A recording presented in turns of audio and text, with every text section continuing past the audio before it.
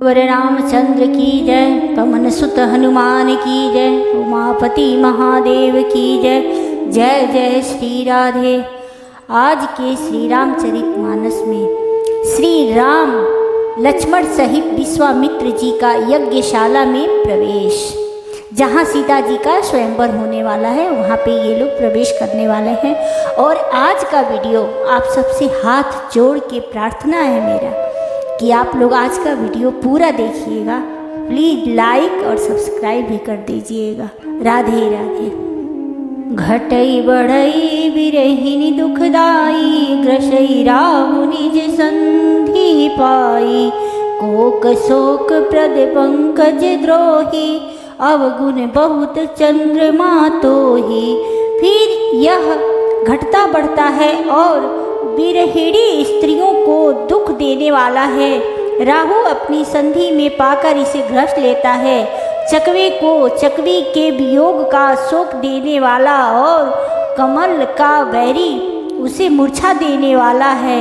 हे चंद्रमा, तुझ में बहुत से अवगुण हैं जो सीता में नहीं हैं।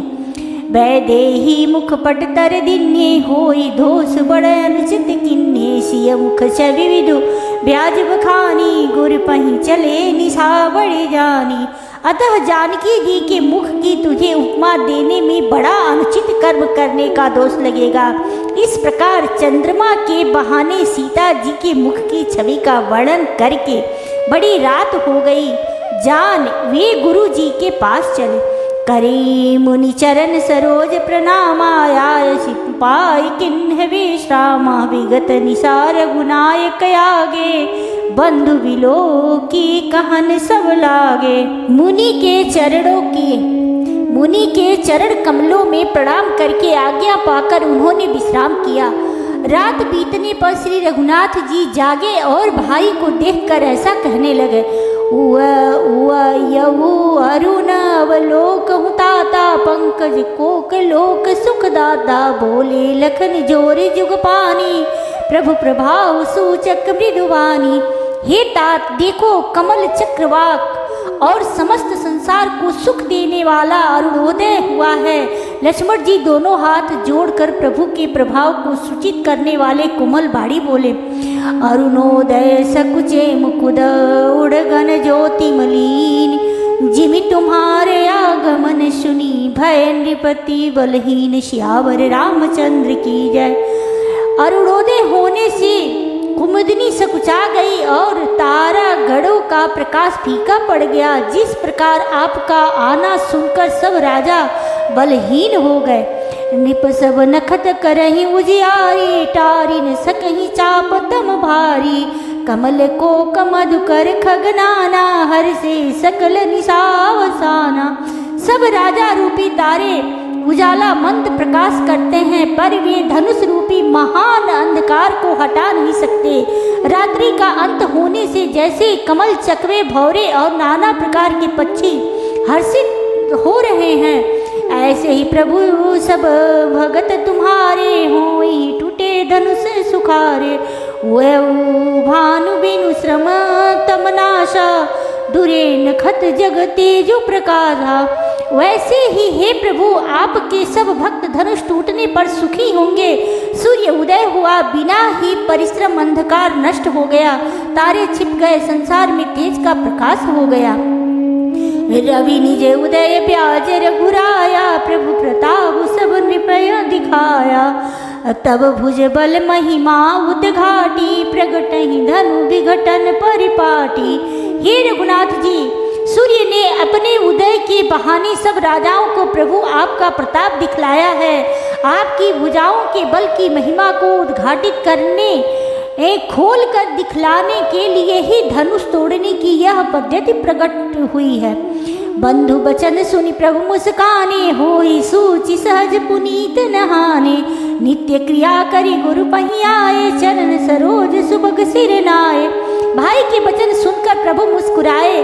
फिर स्वभाव से ही पवित्र श्री राम जी शौच से निवृत्त होकर स्नान किया और नित्य कर्म करके वे गुरु जी के पास आए।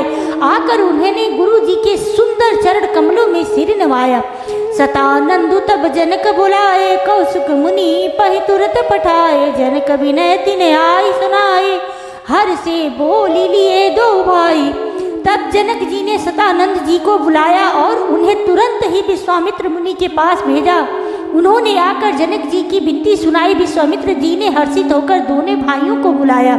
सतानंद पदबंदी प्रभु बैठे गुरु पहि जाय, चलहु तात मुनि कहु तब पठवा। जनक बुलाई सियावर रामचंद्र की जय। सदानंद जी के चरणों की वंदना करके प्रभु श्री रामचंद्र जी गुरु जी के पास जा बैठे। तब मुनि ने कहा, हे तात चलो, जनक जी ने बुलावा भेजा है। मास परायण 8वां विश्राम, नवाह परायण 2रा विश्राम। सिय स्वयं बरु देख जाई, सुकाई धौ दे बढ़ाई। लखन कहा जस भाजन सोई, नाथ कृपा तब जा पर होई। चलकर सीता जी के स्वयंवर को देखना चाहिए, देखो ईश्वर किसको बढ़ाई देते हैं। लक्ष्मण जी ने कहा, हे नाथ, जिस पर आपकी कृपा होगी वही बढ़ाई का पात्र होगा, धनुष तोड़ने का श्रेय उसी को प्राप्त होगा। हर से मुनि सब सुनी बरबानी, दिनी असीस सबहि सुख मानी। पुनि मुनि वृंद समेत कृपाला, देखन चले धनुष मखशाला। इस श्रेष्ठ वाणी को सुनकर सब मुनि प्रसन्न हुए, सभी ने सुख मानकर आशीर्वाद दिया। फिर मुनियों के समूह सहित कृपालु श्री रामचंद्र जी धनुष यज्ञशाला देखने चले। रंग भूमि आए दो भाई, असी सुधि सब पुरवासी न पाई। चले सकल गृह काज विसारी, बाल जुबान जरठ नर नारी। दोनों भाई रंग भूमि में आए हैं, ऐसी खबर जब सब नगर वासियों ने पाई, तब बालक जवान बूढ़े स्त्री पुरुष सभी घर और काम काज भुला कर चल दिए। देखन जनक भीर भय भारी, सुचि सेवक सब लिए हंकारी। तुरत सकल लोगन पही जाहु, आसन उचित देहु सब काहू। जब जनक जी ने देखा कि बड़ी भीड़ हो गई है, तब उन्होंने सब विश्वास पात्र सेवकों को बुलवा लिया और कहा, तुम लोग तुरंत सब लोगों के पास जाओ और सब किसी को यथा योग्य आसन दो। कही मृदु वचन विनीत तिन बैठारे नर नारी। उत्तम मध्यम नीच लघु, निज निज थल अनुहारी। सियावर रामचंद्र की जय। उन सेवकों ने कोमल और नम्र वचन कहकर उत्तम मध्यम नीच और लघु सभी श्रेणी के स्त्री पुरुष को अपने अपने योग्य स्थान पर बैठाया। राजकुंवर तेहि अवसर आए, मनहु मनोहर तातन छाए। गुण सागर नागर बरबीरा, सुंदर श्यामल गौर शरीरा। उसी समय राजकुमार राम और लक्ष्मण वहाँ आए। वे ऐसे सुंदर हैं मानो साक्षात मनोहरता ही उनके शरीरों पर छा रही हो। सुंदर सांवला और गोरा उनका शरीर है। वे गुणों के समुद्र, चतुर और उत्तम वीर हैं। राज समाज विराजत रूरे, उड़ गन महु जनु जुग विधु पूरे। जिनके रही भावना जैसी, प्रभु मूरत तिन देखी तैसी। वे राजाओं के समाज में ऐसे सुशोभित हो रहे हैं मानो तारा गणों के बीच 2 पूर्ण चंद्रमा हो। जिनकी जैसी भावना थी, प्रभु की मूर्ति उन्होंने वैसी ही देखी।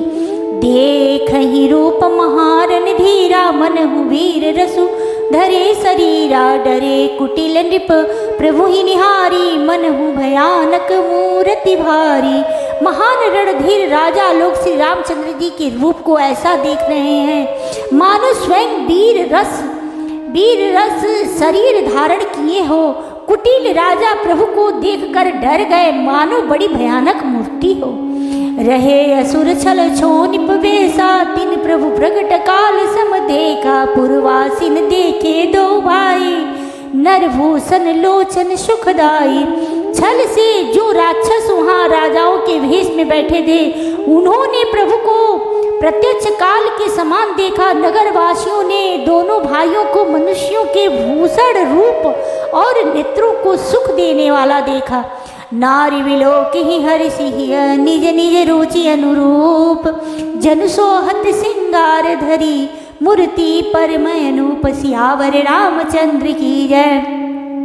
स्त्रियां हृदय में हर्षित होकर अपनी अपनी रुचि के अनुसार उन्हें देख रही हैं। मानो श्रृंगार रस ही परम अनुपम मूर्ति धारण किए हुए सुशोभित हो रहा हो।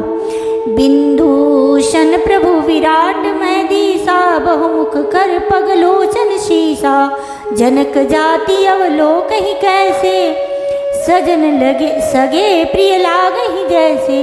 विद्वानों को प्रभु विराट रूप में दिखाई दिए, जिसके बहुत से मुंह, हाथ, पैर, नेत्र और सिर हैं।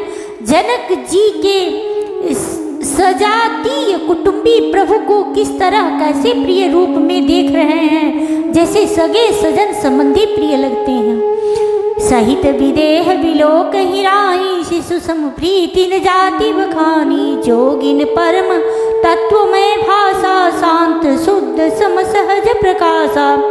जनक समेत रानियां उन्हें अपने बच्चे के समान देख रही हैं। उनकी प्रीति का वर्णन नहीं किया जा सकता। योगियों को वे शांत शुद्ध सम और स्वतः प्रकाश परम तत्व के रूप में दिखे। हरि भगतन देखे दो भ्राता, इष्ट देव इव सब सुखदाता, राम ही चितव भाय जहि सिया, सो सनेह सुख नहीं कथनिया। हरि भक्तों ने दोनों भाइयों को सब सुखों के देने वाले इष्ट देव के समान देखा। सीता जी जिस भाव से श्री रामचंद्र जी को देख रही हैं, वह स्नेह और सुख तो कहने में ही नहीं आता। उर अनुभवती न कही सके सो, कवन प्रकार कहे कवि को, यही विधि रहा जाहि जस भाव, तेहि तस देखौ कौशल राव। उस स्नेह का सुख का वे हृदय में अनुभव कर रही हैं, पर वे भी उसे कह नहीं सकती। फिर कोई कवि उसे किस प्रकार कह सकता है। इस प्रकार जिसका जैसा भाव था, उसने कौशलाधीश श्री रामचंद्र जी को वैसा ही देखा। राजत राज समाज महू, कौशल राज किशोर, सुंदर श्यामल गौर तन, विश्व विलोचन शोर, सियावर रामचंद्र की जय। सुंदर सांवले और गोरे शरीर वाले तथा विश्व भर के नेत्रों को चुराने वाले कौशलाधीश के कुमार राज समाज में इस प्रकार सुशोभित हो रहे हैं। सहज मनोहर मूर्ति दो, कोटि काम उपमा लघु सो, शरद चंद निंदक मुखनी के, नीरज नयन भावते जी के। दोनों मूर्तियां स्वभाव से ही बिना किसी बनाव श्रृंगार के मन को हरने वाली हैं। करोड़ों कामदेवों की उपमा भी उनके लिए तुच्छ है। उनके सुंदर मुख शरद पूर्णिमा के चंद्रमा भी निंदा करने वाले, उसे नीचा दिखाने वाले हैं। और कमल के समान नेत्र मन को बहुत ही भाते हैं। चितवन चारु मार मनुहरणी, भावती हृदय जातु नहीं बरनी, कल कपोल सुटिम कुंडल लोला, चिबुकधर सुंदर मृदु बोला। सुंदर चितवन सारे संसार के मन को हरने वाले, कामदेव के भी मन को हरने वाली हैं। वह हृदय को बहुत ही प्यारी लगती हैं, पर उसका वर्णन नहीं किया जा सकता। सुंदर गाल हैं, कानों में चंचल झूमते हुए कुंडल हैं, ठोड़ी और अधर होठ सुंदर है, कोमल बाड़ी है। कुमुद कुमुद बंधु कर निंदक हासा, विकुटी विकट मनोहर नासा, भाल विशाल तिलक झलकाही, कच बिलो की अलिए अवलील जाही। हंसी चंद्रमा की किरणों का तिरस्कार करने वाली हैं। भवें टेढ़ी और नासिका मनोहर हैं। ऊंचे चौड़े ललाट पर तिलक झलक रहे हैं, दीप्तिमान हो रहे हैं। काले घुंघराले बालों को देखकर भौरों की पक्तियां भी लजा रही हैं। पीत चौतनी सिरनि सुहाई, कुसुम कली बिच बीच बनाई, रेखे रुचिर कंबु कलगीवा, जनु त्रिभुवन सुषमा की सीवा। पीली चौकोनी टोपियां सिरों पर सुशोभित हैं, जिनके बीच बीच में फूलों की कलियां बनाई कढ़ाई हुई हैं। शंख के समान सुंदर गोल गले में मनोहर 3 रेखाएं हैं, जो मानो तीनों लोकों की सुंदरता की सीमा को बता रही हैं। कुंजन मणिकंठा कलित उरन, तुलसी का माल, वृषभ कंद के हरिठवनी, बल निधि बाहु विशाल, सियावर रामचंद्र की जय। हृदयों पर गज मुक्ताओं के सुंदर कंठे और तुलसी की मालाएं सुशोभित हैं। उनके कंधे बैलों के कंधे की तरह ऊंचे तथा पुष्ट हैं। एड़ी खड़े होने की शान सिंह की सी है और भुजाएं विशाल एवं बल की भंडार हैं। कटी तुनीर पितपट बांधे कर सर धनुष बाम वर कांधे। पित यज्ञ उपवीत सुहाए नख सिख मंजू महाछवि छाए। कमर में तरकस और पीताम्बर बांधे हैं। दाहिने हाथों में बाण और बाएं सुंदर कंधों पर धनुष तथा पीले यज्ञोपवीत जनेऊ सुशोभित हैं। नख से लेकर शिखा तक सब अंग सुंदर है, उन पर महान शोभा छाई हुई है। देखी लोग सब भय सुखारे एक टक लोचन चलतन तारे। हर से जन को देखी दो भाई मुनि पद कमल गहे तब जाई। उन्हें देखकर सब लोग सुखी हुए। नेत्र एक टक निमेष शून्य है और तारे पुतलियां भी नहीं चलती। जनक जी दोनों भाइयों को देखकर हर्षित हुए। तब उन्होंने जाकर मुनि के चरण कमल पकड़ लिए। करी विनती निज कथा सुनाए रंग मनी सब मुनि ही दिखाई। जहाँ जहाँ जाहि कुंवर बर दो तह तह चकित चितव सबको। विनती करके अपनी कथा सुनाई और मुनि को सारी रंग भूमि यज्ञशाला दिखलाई। मुनि के साथ दोनों श्रेष्ठ राजकुमार जहाँ जहाँ जाते हैं वहाँ वहाँ सब लोग आश्चर्यचकित हो देखने लगते हैं। निज निज रुख राम ही सब देखा को न जान कछु मर्म विशेषा। भली रचना मुनि नृपसन कहऊ राजा मुदित महासुख लेऊ। सबने राम जी को अपनी अपनी ओर ही मुख किए हुए देखा, परंतु इसका कुछ भी विशेष रहस्य कोई नहीं जान सका। मुनि ने राजा से कहा, रंग भूमि की रचना बड़ी सुंदर है। विश्वामित्र जैसे ही निष्प्रिय विरक्त और ज्ञानी मुनि से रचना की प्रशंसा सुनकर राजा प्रसन्न हुए और उन्हें बड़ा सुख मिला।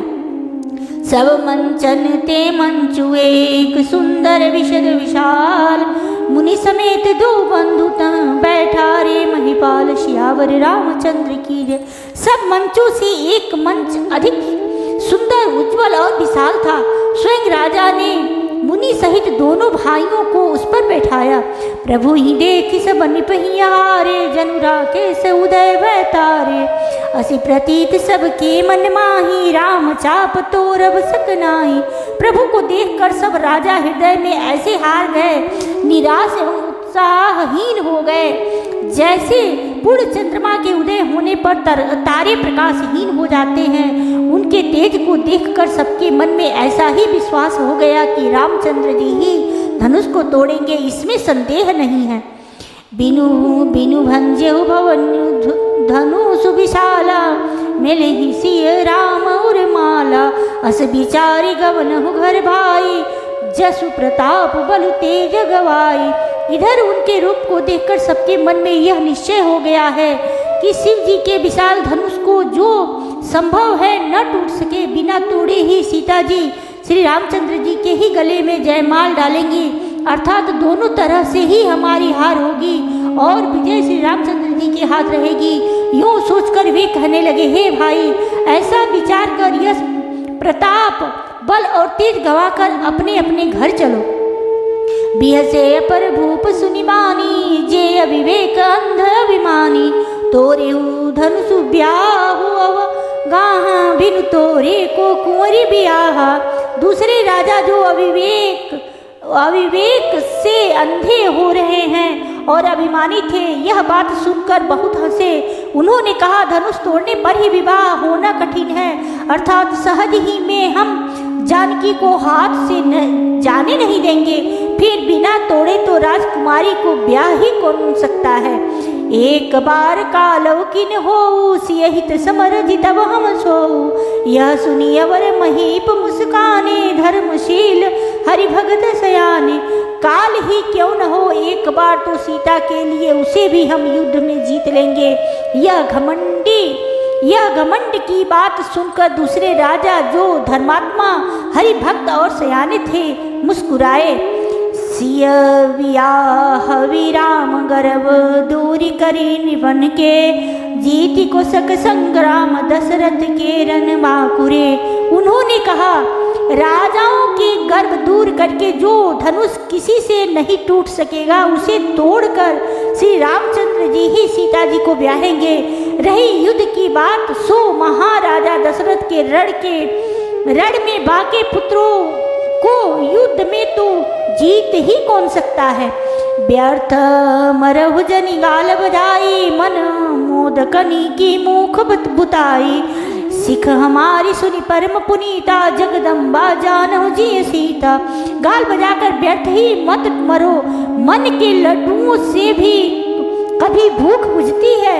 हमारी परम पवित्र निष्कपट सीख को सुनकर सीता जी को अपने जी में साक्षात जगत जननी समझो। उन्हें पत्नी रूप में पाने की आशा एवं लालसा छोड़ दो। जगत पिता रघुपति बिचारी, भरी लोचन छबिले निहारी। सुंदर सुखद सकल गुण राशि, ये दो बंधु संबूर वासी। और श्री रघुनाथ जी को जगत का पिता परमेश्वर विचार कर नेत्र भर कर उनकी छवि देख लो। ऐसा अवसर बार बार नहीं मिलेगा। सुंदर सुख देने वाले और समस्त गुणों की राशि ये दोनों भाई शिव जी के हृदय में बसने वाले हैं। स्वयं शिव जी भी जिन्हें सदा हृदय में छिपाए रखते हैं, वे तुम्हारे नेत्रों के सामने आ गए हैं। सुधा समुद्र समीप विहाई, मृग जलु निरखि मरहु कत धाई। करहु जाई जा कहु जोई भावा, हम जो आजू जन्म फल पावा। समीप आए हुए भगवत दर्शन रूप अमृत के समुद्र को छोड़कर तुम जग जननी जानकी को पत्नी रूप में पाने की दुरासा रूप मिथ्या मृग जल को देखकर दौड़कर क्यों मरते हो। फिर भाई जिसको जो अच्छा लगे वही जाकर करो। हमने तो श्री रामचंद्र जी के दर्शन करके आज जन्म लेने का फल पा लिया, जीवन और जन्म को सफल कर लिया। अस कहीं भले भूप अनुरागे, रूप अनूप विलोकन लागे। देखई सुर नभ चढ़े विमाना, बरसई सुमन करई कल गाना। ऐसा कहकर अच्छे राजा प्रेम मग्न होकर श्री राम जी का अनुपम रूप देखने लगे। मनुष्यों की तो बात ही क्या है, देव लोग भी आकाश से विमानों पर चढ़े हुए दर्शन कर रहे हैं और सुंदर गान करते हुए फूल बरसा रहे हैं। जानी सुअवसरु सियत व पठई जनक बुलाय, चतुर सखी सुंदर शकल सादर चली लवाय। तब सुअवसर जानकर जनक जी ने सीता जी को बुलावा भेजा। सब चतुर और सुंदर सखियां आदर पूर्वक उन्हें लिवा चली। सिय शोभा नहीं जाई बखानी, जगदम्बिका रूप गुण खानी। उपमा सकल मोहि लघु लागी, प्राकृति नारी अंग अनुरागी। रूप और गुणों की खान जग जननी जानकी जी की शोभा का वर्णन नहीं हो सकता। उनके लिए मुझे काव्य की सब उपमाएं तुच्छ लगती है, क्योंकि वे अलौकिक स्त्रियों के अंगों से अनुराग रखने वाली, अर्थात वे जगत की स्त्रियों के अंगों को दी जाती हैं। काव्य की उपमाएं सब त्रिगुणात्मक माइक जगत से ली गई हैं और उन्हें भगवान की स्वरूपा शक्ति श्री जानकी जी के प्राकृतिक चिन्मय अंगों के लिए प्रयुक्त करना, उनका अपमान करना और अपने को उपहासास्पद बनाना है। सिय वर्णियते उपमा देई, कुब की कहाई अजसु को लेई। जो पट तरियति समसिया, जगसी जुवती कहाँ कमनिया। सीता जी के वर्णन से उन्हीं उपमाओं को देखकर कौन को कवि कहलाए और अपयश का भागी बने, अर्थात सीता जी के लिए उन उपमाओं का प्रयोग करना सुकवि के पद से च्युत होना और अपकीर्ति मोल लेना है। कोई भी सुकवि ऐसी नादानी एवं अनुचित कार्य नहीं करेगा। यदि किसी स्त्री के साथ सीता जी की तुलना की जाए तो जगत में ऐसी सुंदर युवती है ही कहाँ जिसकी उपमा उन्हें दी जाए। गिरा मुखर तन अर्ध भवानी, रतियति दुखित अतनुपति जानी। विष बारुनी बंधु प्रिय जेहि, कहिय रमाशम किमि वै देहि। पृथ्वी की स्त्रियों की तो बात ही क्या है, देवताओं की स्त्रियों को भी यदि देखा जाए तो हमारी अपेक्षा कहीं अधिक दिव्य और सुंदर है। तो उनमें सरस्वती तो बहुत बोलने वाली हैं, पार्वती अर्धांगिनी है, अर्थात अर्ध नारी नटेश्वर के रूप में उनका आधा ही अंग स्त्री का है, शेष आधा अंग पुरुष शिव जी का है। कामदेव की स्त्री रति पति को बिना शरीर का अनंग जानकर बहुत दुखी रहती हैं, और जिनके विष और मद जैसे समुद्र से उत्पन्न होने के नाते प्रिय भाई हैं, उन लक्ष्मी के समान तो जानकी जी को कहा ही कैसे जाए। जो छवि सुधा पयो निधि होई, परम रूप मैं कच्छप सोई। शोभा रजु मंदरु सिंगारू, मथे पानी पंकज निज मारू। जिन लक्ष्मी जी की बात ऊपर कही गई है, वे निकली थी खारे समुद्र से, जिसको मंथन के लिए भगवान ने अति कर्कश पीठ वाले कच्छप का रूप धारण किया। रस्सी बनाई गई महान विषधर वासुकी नाग की मथानी का कार्य किया। अतिशय कठोर मंदराचल पर्वत ने और उसे मथा सारे देवताओं और दैत्यों ने मिलकर जिन लक्ष्मी जी को अतिशय शोभा की खान और अनुपम सुंदरी कहते हैं, उनको प्रकट करने में हेतु बने ये सब असुंदर एवं स्वाभाविक ही कठोर उपकरण, ऐसा उपकरणों से प्रकट हुई लक्ष्मी श्री जानकी जी की समता को कैसे पा सकती हैं। हाँ, इसके विपरीत यदि छवि रूपी अमृत का समुद्र हो, परम रूप में कच्छप हो, शोभा रूप रस्सी हो, सिंगार रस पर्वत हो, और उस छवि के समुद्र को स्वयं कामदेव अपने ही कर कमल से मथें। यही विधि उपजे लक्ष्य जब सुंदरता सुख मूल, तदपि सकोच समेत कवि कहि समतोल। सियावर रामचंद्र की जय, पवन सुत हनुमान की जय। इस प्रकार का संयोग होने से जब सुंदरता और सुख की मूल लक्ष्मी उत्पन्न हो तो भी कभी लोग उसे बहुत संकोच के साथ सीता जी के समान कहेंगे। जिस सुंदरता के समुद्र को कामदेव मथेगा, वह सुंदरता भी प्राकृतिक अलौकिक सुंदरता ही होगी, क्योंकि कामदेव स्वयं ही त्रिगुणमयी प्रकृति का ही विकार है। अतः उस सुंदरता को मथ कर प्रकट की हुई लक्ष्मी भी उपयुक्त लक्ष्मी की अपेक्षा कहीं अधिक सुंदर और दिव्य होने पर भी होगी। प्रकृति ही अतः उसके साथ ही भी जानकी जी की तुलना करना कवि के लिए बड़े संकोच की बात होगी। जिस सुंदरता से जानकी जी का दिव्याति दिव्य परम दिव्य विग्रह बना है, वह सुंदरता उपयुक्त सुंदरता से भिन्न अप्राकृत है। वस्तुतः लक्ष्मी जी का अप्राकृत रूप भी यही है। वह कामदेव के मथने में नहीं आ सकती और वह जानकी जी का स्वरूप ही है, अतः उनमें भिन्न नहीं है। और उपमा दी जाती है भिन्न वस्तु के साथ।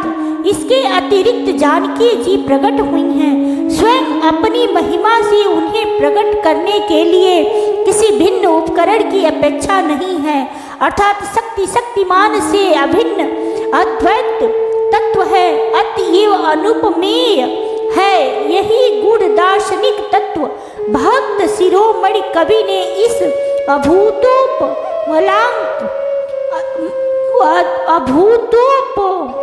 अभूतोपमालंकार के द्वारा बड़ी सुंदरता से व्यक्त किया है। चली संगले सखी सयानी, गावत गीत मनोहर वाणी। सोहनवल तनु सुंदर शारी, जगत जननी अतुलित छवि भारी। सयानी सखियां सीता जी को साथ लेकर मनोहर बाड़ी से गीत गाती हुई चली। सीता जी के नवल शरीर पर सुंदर साड़ी सुशोभित है। जगजननी की महान छवि अतुलनीय है।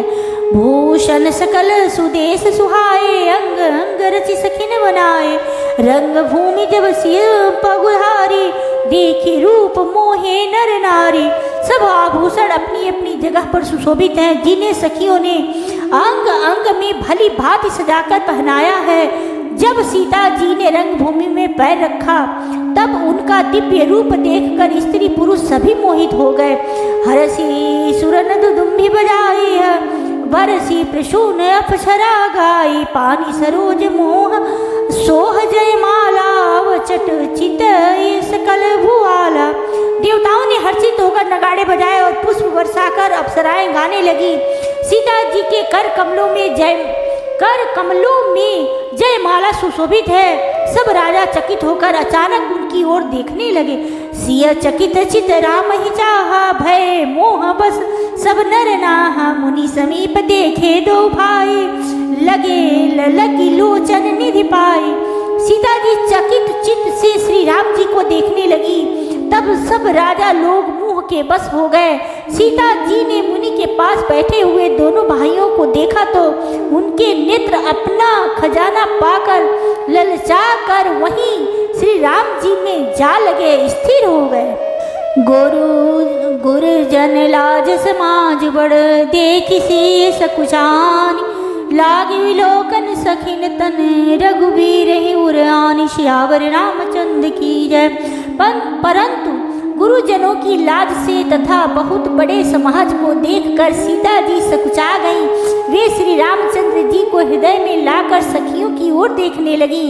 राम रूप अर से छवि देखे, नर नारिन परिहरे निवेशे। सोच ही सकल कहत सकुचाही, विदिशन विनय करी मन माही। श्री रामचंद्र जी का रूप और सीता जी की छवि देखकर स्त्री पुरुषों ने पलक मारना छोड़ दिया। सब एकटक उन्हीं को देखने लगे। सभी अपने मन में सोचते हैं पर कहते सकुचाते हैं, मन ही मन में विधाता से विनय करते हैं।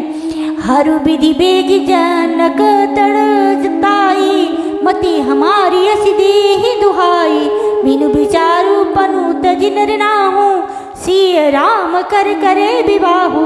हे विधाता जनक की मूढ़ता को शीघ्र हर लीजिए और हमारी ही ऐसी सुंदर बुद्धि उन्हें दीजिए कि जिससे बिना ही विचार किए राजा अपना प्रण छोड़कर सीता जी का विवाह राम जी से कर दे।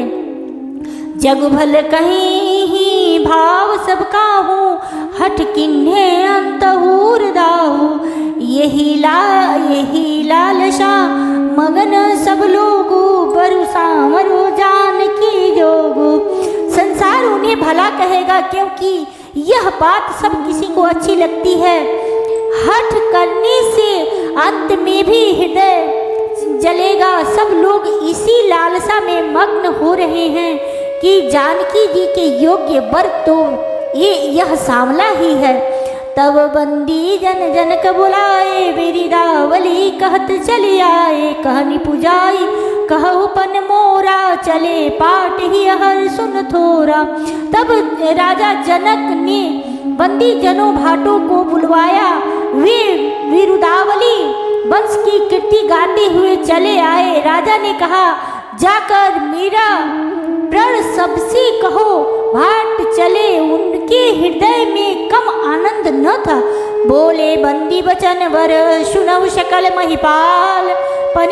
पन विदेह कर कहीं हम, भुजा उठाई विशाल। सियावर रामचंद्र की जय।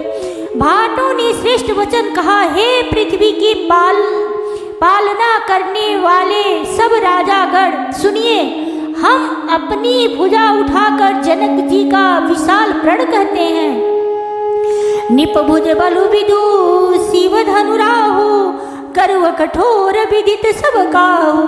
रावण बानु महाभट भारे, देखी सरासन गवहि सिधारे।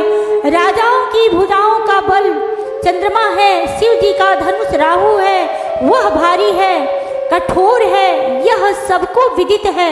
बड़े भारी योद्धा रावण और बाणासुर भी इस धनुष को देखकर गांव से चुपके से चलते बने।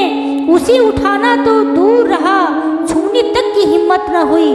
सोई पुरारी को दंडु कठोरा, राज समाज आज जोई तोरा। त्रिभुवन जय समेत वैदेही, बिनहि विचार बरई हटते ही। उस शिव जी के कठोर धनुष को आज इस राज समाज में जो भी तोड़ेगा, तीनों लोकों की विजय के साथ ही उसको जानकी जी बिना किसी विचार के हठ पूर्वक वरण करेंगी। सुनीपन सकल भूप अभिलाषे, भटमानी अतिशय मन माखे। परिकर बांधी उठे कुलाई, चले इष्ट दे